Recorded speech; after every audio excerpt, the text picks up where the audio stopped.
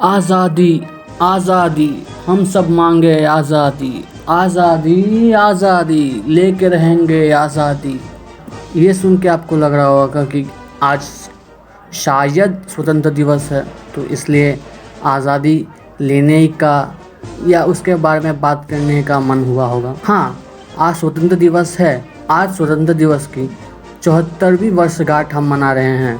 इन 74 सालों की जो आज़ादी हमने पाई है, उसका इतिहास कितने ही स्वतंत्र सेनानियों ने अपने रक्त से लिखा है। उन्होंने इस आज़ादी के बीज को बोया, उसे अपने ही रक्त से सींचा, तब जाके वो पेड़ हमारे सामने है।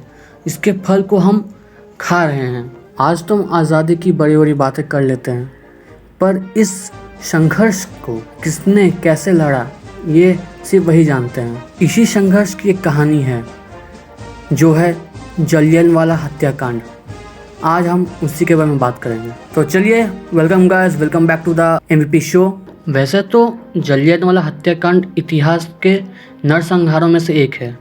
वो क्यों हुआ, कैसे हुआ, चलिए उसके बारे में कुछ जानते हैं। जलियांवाला बाग हत्याकांड के बारे में जानने से पहले उसके कुछ आगे की घटना को हम जानते हैं। प्रथम विश्व युद्ध में कितने ही भारतीय सैनिकों ने अंग्रेज़ी हुकूमत की तरफ से लड़ा, तो इसके कारण इंडियन नेशनल कांग्रेस को लगा कि अब उन्हें स्वराज्य का अधिकार मिल जाएगा। पर अंग्रेज़ी हुकूमत की अपनी अलग ही धारणा थी। इस विश्व युद्ध में करीब 60,000 भारतीय सैनिक ने अपने प्राण गंवाए थे। मार्च 10, 1919 में रॉलेट एक्ट को पास किया गया, जो गवर्नमेंट को ये पावर देती है कि वो किसी भी व्यक्ति को बंदी बना सकती है अगर वो व्यक्ति किसी भी विद्रोह से लिंक्ड पाया गया। तो इसी रॉलेट एक्ट के विरोध में गांधी जी ने सत्याग्रह को शुरू किया। 7 अप्रैल 1919 में गांधी जी ने सत्याग्रही नाम से एक आर्टिकल को पब्लिश किया, जिसमें उन्होंने रॉलेट एक्ट को विद्रोह करने के तरीके बताए।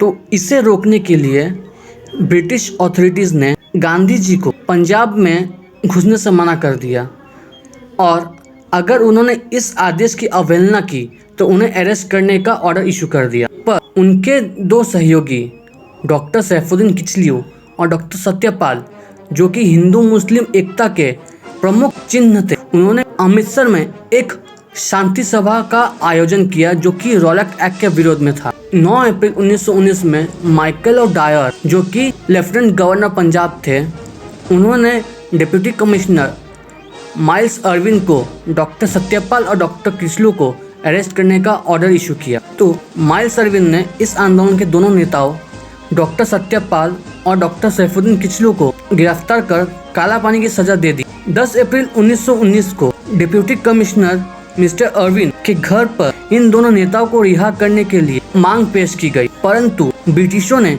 गोलियां चला दी, जिससे कि तनाव बढ़ गया और 5 यूरोपीय नागरिकों की हत्या हुई। इसके विरोध में ब्रिटिश सिपाहियों ने भारतीय जनता पर जहां तहां गोलियां चलवा दी, जिससे कि 8 से 20 भारतीयों की मृत्यु हुई। अगले कुछ दिन अमृतसर तो शांत रहा, पर पंजाब के अन्य क्षेत्रों में हिंसा फैल गई और 3 यूरोपीय नागरिकों की हत्या हुई। इसे कुचलने के लिए ब्रिटिशों ने पंजाब के अधिकतर भाग पे मार्शल लॉ लागू कर दिया। अब जानते हैं कि उस दिन क्या हुआ। 13 अप्रैल 1919, जो कि बैसाखी का दिन था। बैसाखी पंजाब और हरियाणा के आसपास इलाकों का सबसे बड़ा त्योहार है। अमृतसर में बैसाखी के दिन एक मेला भी लगता है, जो कि सैकड़ों सालों से लगता चला आ रहा है। तो 13 अप्रैल 1919 को जनता वहां बैसाखी मनाने के लिए उपस्थित थी। 13 अप्रैल 1919 को रॉलेट एक्ट का विरोध करने के लिए एक शांति सभा आयोजित की गई, जो कि जालियांवाला बाग में थी।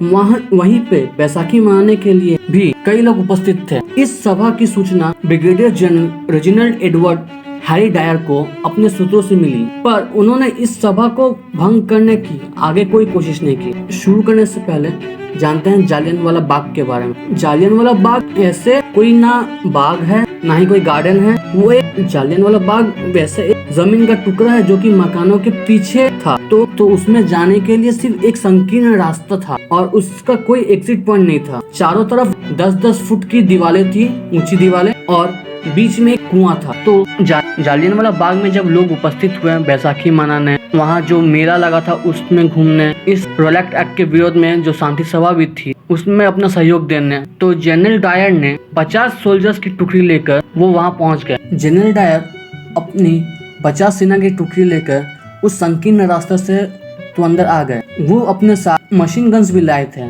पर उस गली से वो गाड़ी अंदर ना आ पाई। उन्होंने उस एग्जिट को कवर करते हुए अपने सैनिक तैनात कर दिए और बिना कोई वार्निंग दिए ही उन्होंने वहां उपस्थित सभी लोगों पे गोलियां चलवा दी। कहते हैं कि वो तब तक नहीं रुके जब तक उनके पास जितना भी एम्यूनेशन मौजूद था वो खत्म नहीं हो गया। कहते हैं उन्होंने सबसे पहले सेंटर की ओर गोली चलवाई। जब लोग दाएं बाएं जाने लगे तो उन्होंने दाएं बाएं गोलियां चलवाई।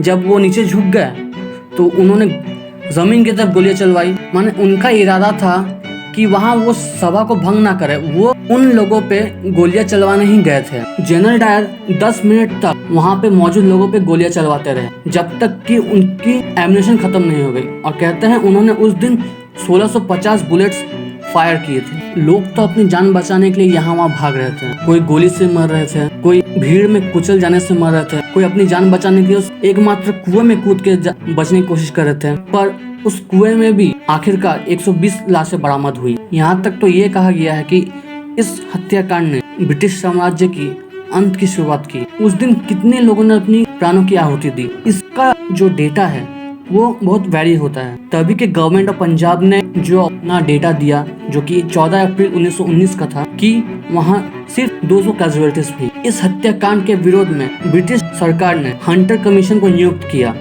जो इसकी जांच की। उनके आंकड़े थे 380 लोगों की मौत और 1200 लोग घायल हुए। इंडियन नेशनल कांग्रेस ने जो आंकड़े पेश किए उनके हिसाब से 1000 से भी ज्यादा व्यक्ति मारे गए और 1500 लगभग घायल हुए थे। इस हत्याकांड के विरोध में गुरुदेव रविंद्रनाथ टैगोर जी ने अपनी नाइटहुड को वापस कर दिया। गांधी जी ने असहयोग आंदोलन को शुरू किया और अपना कैसर-ए-हिंद मेडल को भी वापस कर दिया। जब इसकी जांच हो रही थी और जनरल डायर से पूछताछ की गई तो उनके मन में कोई भी इस हत्याकांड ने हमारे अंदर जो आग थी उसे बुझाया नहीं, उसे और भड़का दिया। इसी कारण ब्रिटिश साम्राज्य जो कि इतने सालों से मजबूत था डगमगाने लगा। और इसके बाद भी कितने ही सेनानियों ने अपनी प्राणों का बलिदान दिया। हमने तो आजादी के लिए कुछ किया ही नहीं, हम तो बस उनके लगाए हुए बीज के पेड़ का फल हम खा रहे हैं। हम तो बस यही कर सकते हैं कि